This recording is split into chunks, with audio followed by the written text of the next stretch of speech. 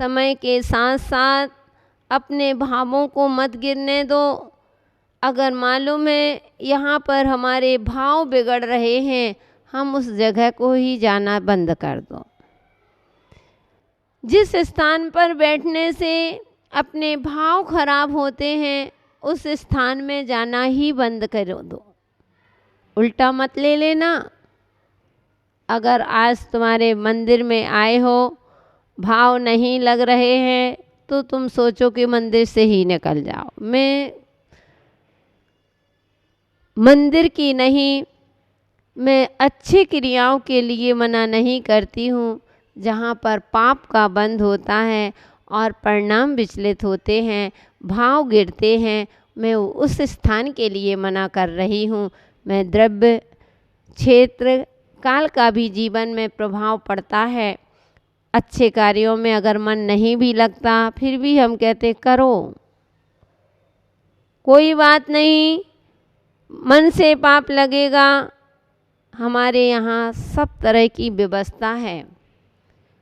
अगर आपका पूजन में मन नहीं लग रहा है, ऐसा नहीं माता जी आपने कहा था तो मैंने बंद कर दिया, भाव नहीं लग रहे तो क्या करना, भाव ही नहीं हो रहे तो ऐसे क्रिया करने से क्या फ़ायदा, इसलिए और पाप का बंद होगा। कोई बात नहीं, मानते हैं पाप, लेकिन मन से होगा, वचन से और काय से तो तुम्हारा शुभ क्रियाएं हो रही ना।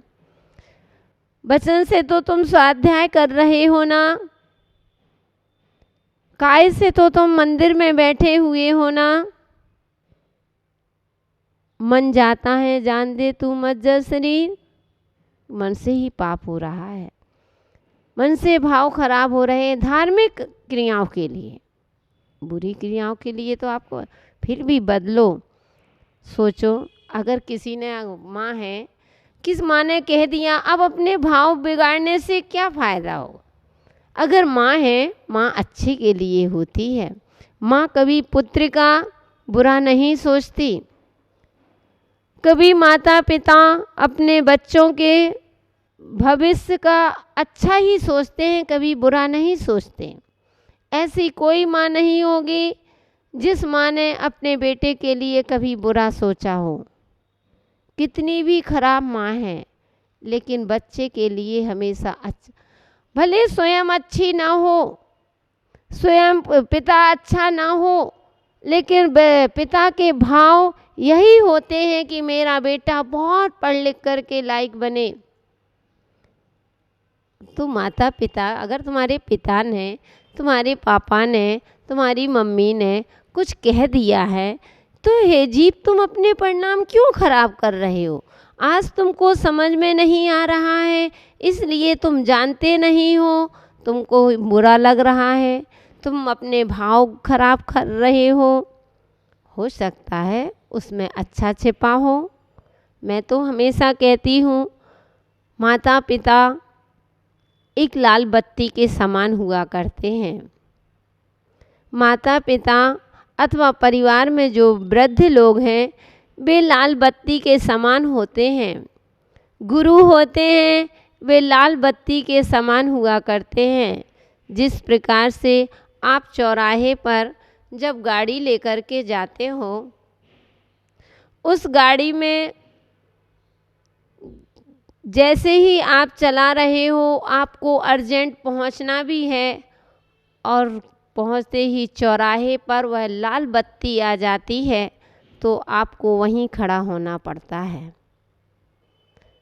क्यों रुक गए? क्योंकि लाल बत्ती का उल्लंघन आप नहीं कर सकते हैं, ये नियम है। आपको भले ही जल्दी पहुंचना, तो क्या हुआ, आपको अर्जेंट पहुंचना था, बहुत जल्दी पहुंचना था, आपको एक एक मिनट आपके लिए कीमती है, मैं सब समझती हूँ, लेकिन फिर भी कितना भी कीमती समय हो, लेकिन आप लाल बत्ती का उल्लंघन नहीं कर सकते हैं। क्यों नहीं? क्योंकि आपको मालूम है, अगर मैंने लाल बत्ती का उल्लंघन किया तो कोई भी दुर्घटना घट सकती है, मैं पकड़ा जा सकता हूँ, मेरी गाड़ी पकड़ी जा सकती है, मुझे जेल भी हो सकता है, आदि आदि कुछ भी हो सकता है। आप सोचो, इसलिए आपको मालूम लाल बत्ती का उल्लंघन नहीं कर सकते।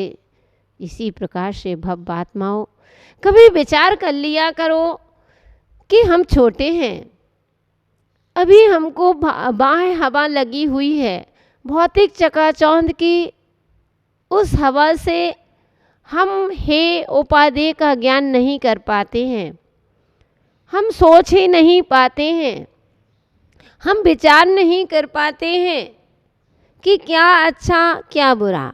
बस हमारी सोच जो हमने सो कह दिया तो अच्छा है, मैं सोच रहा हूँ सो अच्छा है। माता पिता ने यहाँ जाने के लिए मना कर दिया, नहीं यहाँ आपको नहीं जाओगे, इन दोस्तों के पास नहीं जाना। सासू ने बहू से कह दिया, नहीं किटी पार्टी में आपको भी नहीं जाना है, अथवा उसके यहाँ उसके घर में नहीं जाना है। आप बोलेंगे कुछ नहीं, अब आपका मुंह बिगड़ गया। ऐसा मुंह बिगड़ा कि पता चला सारी बात, दिन भरे का सारी बात फिर तो शाम को ही उतरती है। समझ गए ना, इनडायरेक्ट बात जल्दी समझ में आती है। आप इतने रुष्ट हो गए, बस आपके उस बेटा सोचता है पिताजी तो मेरा कभी हित सोच ही नहीं सकते हैं, पिताजी तो मेरा हमेशा बुरा ही सोचते हैं, सबके पिताजी इतनी छूट दिए रहते हैं लेकिन मेरे पिताजी बस मुझे बंधन में रखते हैं। बहू सोचती है कि बस सासू को क्या, सासू तो मुझे हमेशा बंधन में ही रखती है। बंधुओं, अभी अज्ञानता है हे जीव, वह सासू तुम्हारा हित चाहती है, वह अच्छे के लिए कह रही है, इसलिए थोड़ा सा भी पॉजिटिव अच्छी सोच। अगर नेगेटिव सोच रहेगी तो सामने वाला तुम्हारा कितना भी भला करेगा तुमको अच्छा समझ में नहीं आएगा। और अगर हमारी भी पॉजिटिव अच्छी सोच है तो हमारे भाव कभी खराब हो ही नहीं सकते। नहीं, हमारे गुरु ने जो कहा वह अच्छे के लिए कहा होगा, इसमें ज़रूर कुछ ना कुछ अच्छाई छिपी होगी।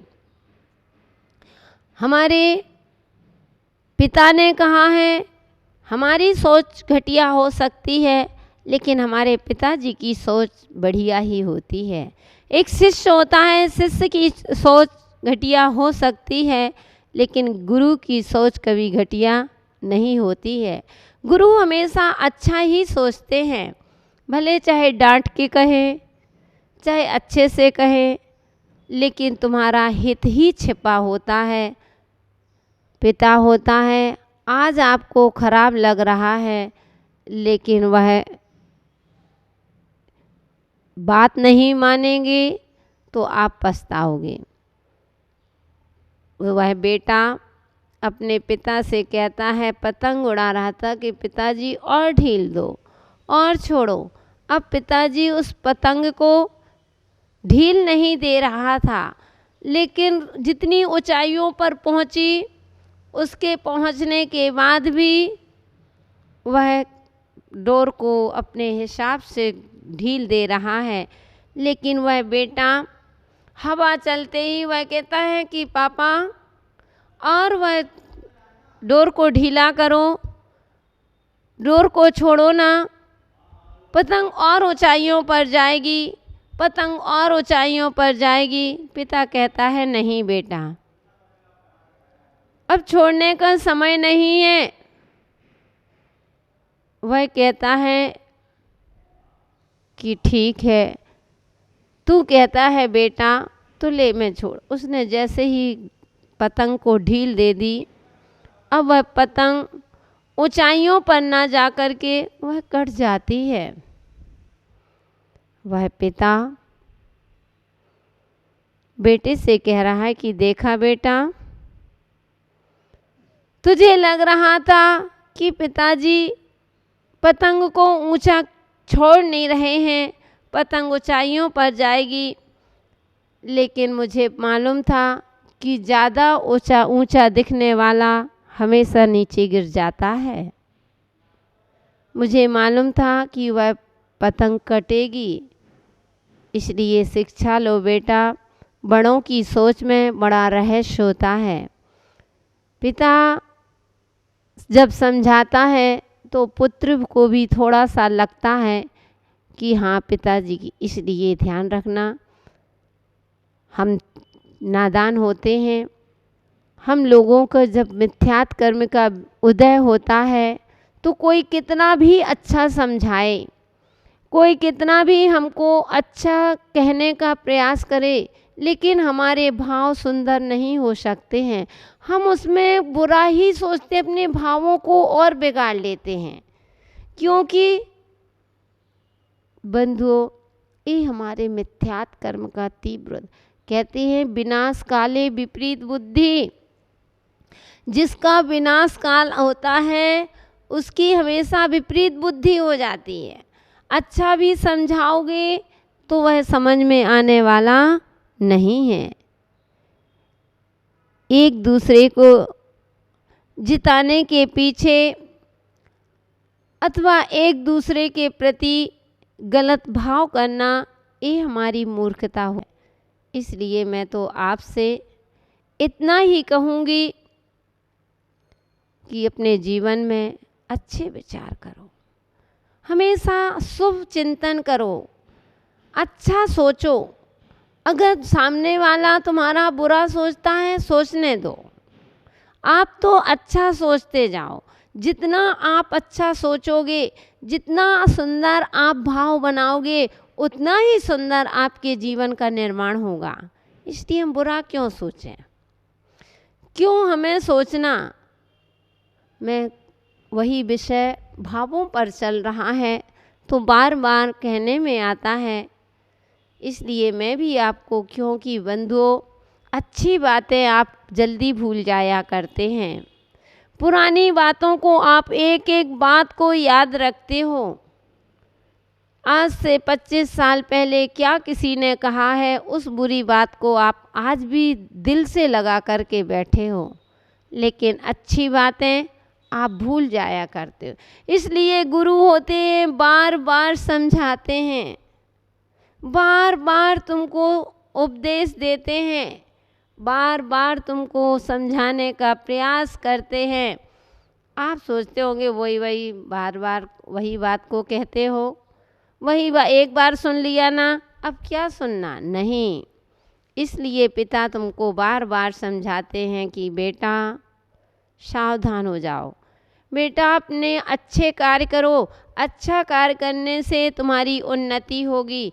बुरे कार्यों में कभी अपना दिमाग मत लगाओ। जहाँ से अच्छाइयाँ मिल रही हैं वहाँ पर हमें जाना है, हमें कभी बुराइयों की तरफ नहीं देखना है। आज छोटी सी गलती कल के दिन बहुत बड़ी गलती हो सकती है, इसलिए अपने भावों को सुधारो। ऐसे गुरु होते हैं, शिष्य के भाव गिरते हैं तो समझाते हैं, बहुत अच्छे से बार बार समझाते हैं। कभी प्रायश्चित दे कर के समझाते हैं, प्रायश्चित देते हैं, कड़े से कड़ा प्रायश्चित देते हैं कि आज तुम्हारे भाव ऐसे हुए हैं, क्यों हुए। आलोचना करवाते हैं कि कम से कम, आलोचना क्यों करवाते हैं, इसलिए करवाते हैं कम से कम तुमको दोबारा, एक बार प्रायश्चित ले चुके हो तो दोबारा लगेगा नहीं, मुझे अब दोबारा ऐसी गलती नहीं करनी है। मैं पुनः भाव बिगाड़ूंगा तो गुरुजी पुनः प्रायश्चित देंगे, क्या सोचेंगे, कम से कम क्या सोचेंगे, उससे ही पाप बचेगा। इसलिए हमें अपने भावों को सदैव अच्छा बनाए रखें। अगर 4 गति 84 लाख योनियों से के परिभ्रमण से बचना है तो हे जीव, मिथ्यात का त्याग करना पड़ेगा, सम्यक दर्शन में रुचि रखना पड़ेगी, अपने देव शास्त्र गुरु के प्रति श्रद्धान रखना पड़ेगा। जब हम सच्चे देव शास्त्र गुरु के प्रति श्रद्धान करेंगे, देव शास्त्र गुरु के प्रति अच्छी भक्ति रखेंगे, श्रद्धा रखेंगे, तो उनका जीवन नहीं, हमारा जीवन निश्चित अच्छा बनेगा। हम जो सोचेंगे वह हमको मिलेगा। इसलिए मिथ्या संसार में परिभ्रमण करा देता है और सम्यक दर्शन संसार से पार करा देता है। मिथ्या दर्शन हमारे जीवन को तमाशा बना देता है और सम्यक दर्शन हमारे जीवन को तीर्थ बना देता है। इसलिए सम्यक दर्शन यानी अपने भावों को विशुद्धता के साथ, श्रद्धान के साथ, अच्छे मजबूती के साथ, विश्वास के साथ क्रिया करेंगे और यह सोचेंगे नहीं, अगर जो आगम में लिखा है वही सही है, हमारे बड़ों ने कहा है, अच्छा सो कहा होगा, हमारी सोच गलत हो सकती है, लेकिन हमसे जो बड़े हैं वह हमारी गलत नहीं, उनकी सोच कभी गलत नहीं हो सकती है। कभी कभी पहले का समय था कि पढ़ाई कम होती थी लेकिन अनुभव ज़्यादा होते थे। आज के समय में पढ़ाइयाँ तो बहुत हो गई हैं लेकिन अनुभव गिर चुके हैं, अनुभव नहीं रह गए हैं। इसलिए हमेशा बड़ों अपने विचारों को सुंदर बनाइए, अपने भावों को बहुत अच्छे बनाएं, कभी अपने भावों को ना गिरने दें, तभी आपके जीवन का कल्याण होगा। जय बोलिए भगवान महावीर स्वामी की। धर्म स्नेही प्यारे प्यारे भक्तात्माओं, जीवन को सभी लोग स्वर्ग बनाना चाहते हैं, जीवन को स्वर्ग जैसी ऊंचाइयां देना चाहते हैं, लेकिन कभी विचार करो, क्या हम स्वर्ग तो चाहते हैं, क्या हम स्वर्ग जाने की अथवा उस जैसे वहाँ की तैयारी चल रही है क्या? नहीं। इसलिए बंधुओं, जीवन तो तमाशा बना हुआ है, उस तमाशा को हमें कैसे तीर्थ बनाना है यह हमारी कला यहाँ चल रही थी। तो हमने देखा था उस मानव की जो दुख में से भी सुख को ढूंढता है और वह तिक्की को देख करके श्रावक अपने आप को देखता है कि मैं श्रावक हूं कि नहीं। श्रावक श्रावक श्रद्धावान, विवेकवान और क्रियावान। अगर मैं सच्चा श्रावक बन गया तो निश्चित है कि एक ना एक दिन भगवान नियम से बनूंगा।